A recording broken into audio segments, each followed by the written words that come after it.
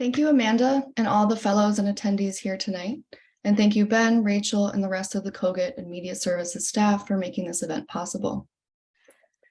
In my dissertation, titled Critique of Extractive Reason, I traced the historical and structural relationship between extractive industries and the carceral force of the capitalist state to show how the mine, like the plantation, as it has been richly theorized, has material legacies that are reproduced in the ongoing condemnation and devaluation of Black geographies through environmental and state violence.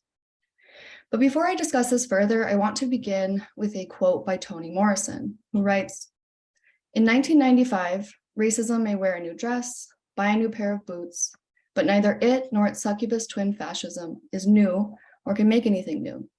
It can only reproduce the environment that supports its own health, that is, fear, denial, and an atmosphere in which its victims have lost the will to fight."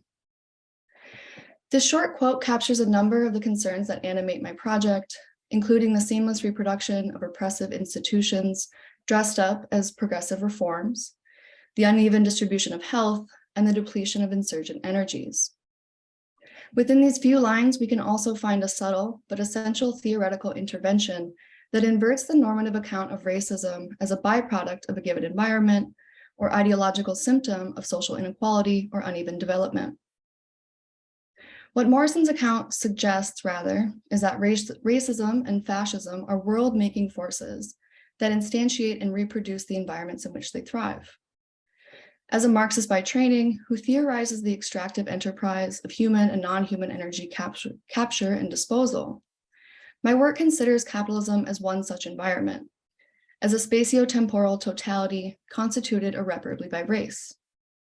Causal inversions such as these both confirm what is widely accepted as the racist origins of capital, while inviting a more nuanced appraisal of how the accumulative strategies of colonial expropriation and transatlantic slavery are reproduced in the day-to-day functioning of our economic system.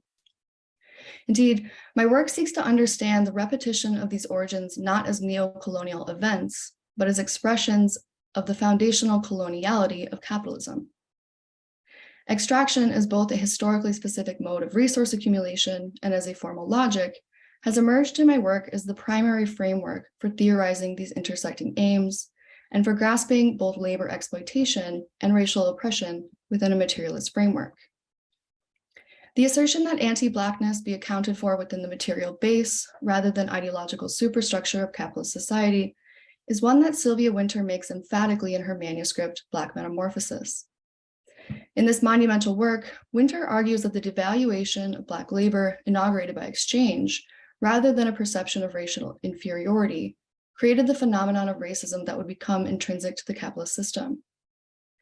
This originary devaluation of unfree labor and its formal contradiction to the alienation of free labor, I argue, is premised on the territorialization of the enslaved body, not simply as commodity, but as an extractive frontier, where exchange value is determined by a speculative consideration of future productivity. I argue that this extractive paradigm, where the profitability of energy capture is defined by the viability of its source, is reproduced in the value structure of capital itself as a temporal totality of value and waste, or activity and idleness. Operative as it is at the level of value, the extractive schema identified is inherently abstracted with its racializing force. This is the process by which the systemic devaluation of subjects gets occluded and replaced by essentialist accounts of disposability that are particularly conducive to historical erasure, pathologization, and criminalization. Extractive reason emerges in my project to name these violent abstractions. And finally, my attention to the temporal constituency of value facilitates an account of the state that alights on its role in producing and enforcing what Marx calls disposable time. This is the time, I argue, of labor precarity, legal bureaucracy, and the prison sentence. It is the temporality of weaponized contingency, whereby past extractive violence, from policing to pollution, suspends subjects in anticipation of future violence. In so accounting, my work names the state's foundational inability to contend with the destabilizing, displacing effects of climate collapse outside of its existing infrastructures of disposal and containment.